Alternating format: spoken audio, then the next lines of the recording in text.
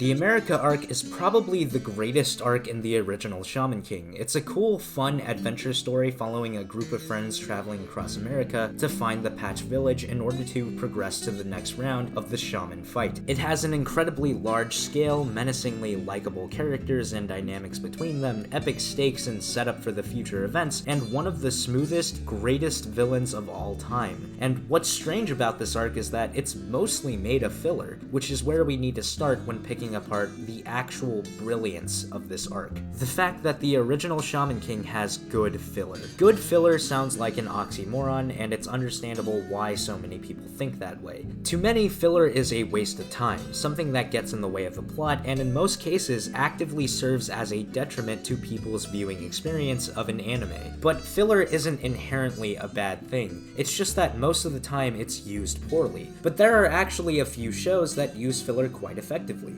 FMA 2003, My Hero Academia, and Fairy Tail are all shows that have what I would think to be good filler. Whether it be the inclusion of plot-heavy details or relevant themes to the show in 03, the exuberant charm of Fairy Tail's main group, or the expansion of certain events mentioned in the manga of My Hero Academia, these are a couple of ways to make filler an entertaining and sometimes even useful experience. Shaman King, however, is a show that doesn't try to hide the fact that its filler episodes are wasting time, but it still manages to be good in my opinion. The original adaptation of Shaman King has some of the best filler in anime that I have personally seen. In my previous Shaman King videos, a lot of people pointed out that the America arc in the original Shaman King had so many filler episodes, so they found it to be drawn out and tedious to get through. I found this to be odd since while watching the original Shaman King, I never found the filler episodes to be boring or tiresome. In fact, I thought that they were some of the best episodes, making for fun and entertaining interactions between the main characters. It's because of all of these episodes that I grew so attached to the main cast of the show,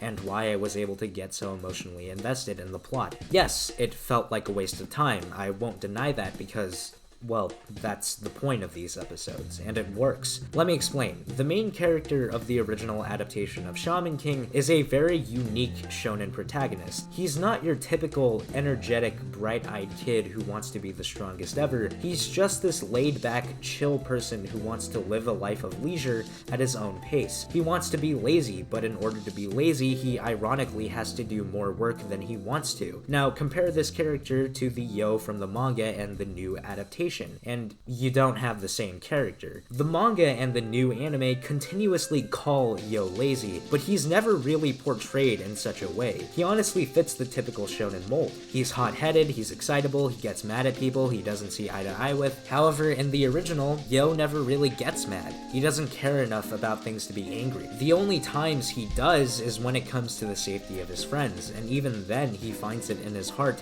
to forgive people who have done awful things to them. His portrayal actually fits the description that a lot of characters have prepared for him, and a huge part of that comes from the large number of filler episodes. The fact that it takes 13 episodes just for Yo to find Lily Rara and get his first hint about the Patch Village's location shows that Yo isn't interested in rushing. He's not forcing himself to move at a quick pace because he feels that he doesn't need to. Yo Asakura is a character that goes with the flow. He's a character that thinks that everything will work out in the end, so there's no point in worrying and losing yourself. This ideology is reinforced not just in the old adaptation's interpretation of him, but in the source material itself. From Yo's perspective, 2 months is a ridiculous amount of time that doesn't require any sense of urgency from him. In the new adaptation, it only takes 1 episode for Yo to find Lily Rara, and because of that, it shows that Yo is more serious. He's not wasting time, he's not allowing himself to be laid back. It's this kind of pacing that has a subtle yet profound impact on our view of the protagonist, and part of the reason why I think the America arc is the best arc in the show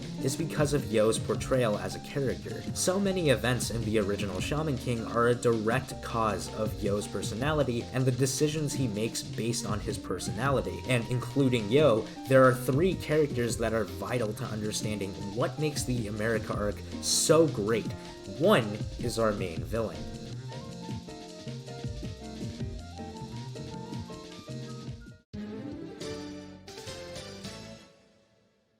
Okay, how is an easy S-tier villain. He's so fucking great, but what makes him amazing? It's not really his ideology or his personality. In fact, if you just look at those two things about him, he comes off as a bland, I hate humanity generic villain. It's how he pushes and interacts with the protagonist that makes him so amazing. See, people who hate the filler episodes in this arc are essentially viewing the show in the same lens that Hao is. Hao wants Yo to hurry up with his journey. He wants Yo to hurry and become as strong as possible. Whenever Hao does something, it always feels like he's always giving Yo a little push. He sends his lackeys to fight Yo, not because he thinks that they can kill him. In fact, he knows that they can't kill him. He sends them to give Yo a sense of urgency. He's telling him to stop screwing around and hurry the fuck up. One of my favorite scenes in the entire show happens in one of the most uneventful episodes of the show. It's the one where Yo and his friends are screwing around with a bunch of prankster pixies, and the ending is all wholesome and fun and cheery, and then all of a sudden out of nowhere, Hao just comes in and kills all of the spirits that the main characters were having so much fun with, just to tell Yo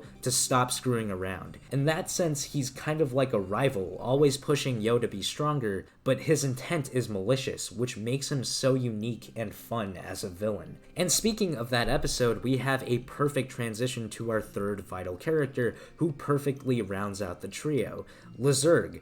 Lizurg was one of the most focused on characters of not just this arc, but the entire story. His hatred for Hao and no-nonsense attitude made him a perfect foil for Yo, and his progression in this arc all hinged on Yo and Hao's relationship. Throughout their time together, Yo would try to get Lizurg to chill out, loosen up a bit, but he was never really successful. The only time he really got through to him was the episode where Hao came in to screw it all up. The more time Yo and his friends wasted, the more anxious and pressured Lizurg became, and the point where he betrays his friend and joins the X-Laws is built up masterfully. It's one of the few times where this trope actually makes perfect sense to me, because if you look at everything from Lizurg's point of view, he's completely justified in doing this kind of thing. The reason why he joined Yo and his friends in the first place was because he wanted allies strong enough to kill Hao, and after seeing Hao in action so many times, as well as Yo's laid-back attitude in response to everything Hao has done, he determines that he's wasting his time. I think Lizurg's relationship with Yo was one of the most interesting portions of the show for me. Even though he knows that Yo is strong, Lizurg sees Yo's personality as a huge detriment to his mission. His mixed feelings of respect and annoyance for Yo makes for such a unique relationship between characters that I haven't seen done before too often. These three characters and how they relate to each other make so much of the tension work during this long arc, and it wouldn't be nearly as effective without all of these filler-esque episodes. And look, just because the episodes serve a greater purpose than a lot of people think while watching, doesn't make them necessarily good. Boring episodes are still boring no matter what effect they really have.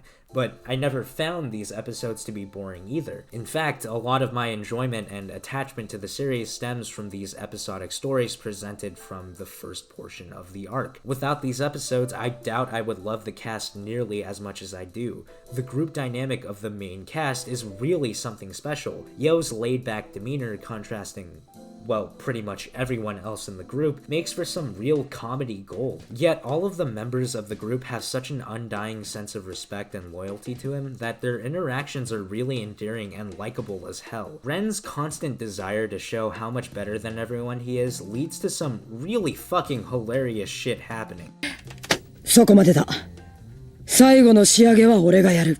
何？ってことは、タオ家が掴んだパッチ村のありかに関する特別なキーワードがあるってのか。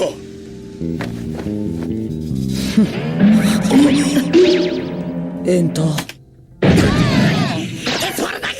Plus, his incessant need to flex on everyone is great material for Horohoro to work with, since his hot-tempered attitude is the perfect contrast to Ren's cold and lofty personality. Ryu's gags, however, don't really involve the rest of the main cast. He tends to be in his own world, either hitchhiking a ride from Billy, interacting with the trucker in an interesting way, to say the least, or flirting with ladies, often unsuccessfully to the dismay of himself and everyone watching. He tends to do a lot of things for the rest of the cast to react to or flat out ignore to great effect. Lizurg is probably the least involved in all of this funny business, which makes sense given his character, but he's a pretty great straight man in the midst of all of the crazy bullshit that happens around him. Faust is an interesting character for me. I feel like his integration into Yo's team was actually pretty smooth, given that Anna wasn't forgiving him so much as she was recruiting him. I also like the character arc he went through, even though not much time was dedicated to him after his fight with Yo. Essentially, his wish was granted, so he had no need to participate in the Shaman fight anymore, so when he dedicates himself to Yo, it doesn't feel forced or ham-fisted, since the writers did a really good job of establishing what this character was all about in the beginning. A slight problem I did have with this is how quickly Manta got used to Faust. It almost felt as though he kind of forgot everything he did to him. While I do expect that behavior from Yo, I thought that Manta would have a much harder time forgiving him. There was an episode addressing the two's relationship, which was great. I just wish they had done it sooner. Chocolove is by far the weakest character in the show. His gag is funny sometimes, and the show does mix things up with him every once in a while, but it seems like he only has one thing to bring to the table most of the time. It doesn't get annoying per se, just kind of tiresome to hear him do the same thing over and over again. Though, seeing him getting interrupted before he can even finish his joke is pretty funny, and it was genuinely hilarious to see Yo, the super chill guy, get visibly mad because of how bad some of Chocolove's jokes were. Speaking of the funny ha-has, we gotta talk about the Lily 5. I guess not a lot of people like them, but I found them to be really entertaining. They remind me of Team Rocket a lot. They're incompetent, they're not really evil so much as they are ambitious. They have some really funny gags. Buddy. Lily. Eddie. Lily. Sharona. なんであいつだけリがついてねえんだどうする聞いてみるでもよ、もし気にしてたらまずいだろ。なんか随分すごい理由がありそうだもんな。 And on top of that, they have extra layers of depth to them that you honestly wouldn't expect from them, but makes total sense. They genuinely care for each other and they're competing in the Shaman fight. It's their dream to become the Shaman King just like Yo. Just because they're goofy and they use underhanded tactics doesn't make it any less valid. Now, there were some episodes that I didn't care for. Episode 32, Horohoro's Taste of a Bitter Friend, came off as really one-dimensional and boring to me. It revolves around the awfulness of humanity and how greedy people are. Humans are destroying nature, and while this message is in line with the themes of the show as well as the main villain's motivations, I found it to be really over the top with this portrayal of man. The episode went out of its way to make people seem as cartoonishly evil as possible. You don't even get to see the human side to these destroyers of nature, as the anime put it. The only portrayal we get of them are these huge imposing machines with glass that I guess no one decided to clean because we can't see through them, and the fact that they kept coming in drones makes humanity seem far less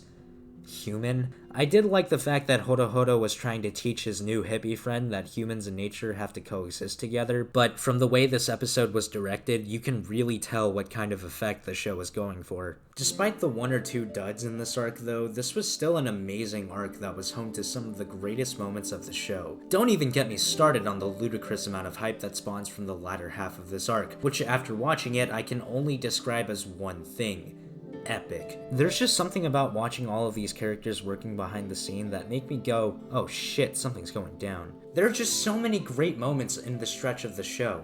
Anna undergoing a ritual to, well, she just powers up. Revelations about Hao's origin. The Chosenji the book that powers up everybody's oversouls. The confrontation between Yo and the X-Laws, Spirit of Sword, the Lily 5, arguably the strongest part of the original adaptation if I'm being honest. This arc is just so good at building up tension and then giving viewers the payoff that they so desperately crave. It's so hard to describe just what about the America arc is so awesome that all I can really say about it is that it just is. In the end, the America arc in the original Shaman King was just brilliant. It had everything that you could want executed upon with such a degree of excellence and care. Nothing about it is really revolutionary, but it's full of charm, action, humor, grand adventures, epic storylines, an amazing villain, great tension, and most importantly, heart. That's all I wanted to say, and I'll be going now.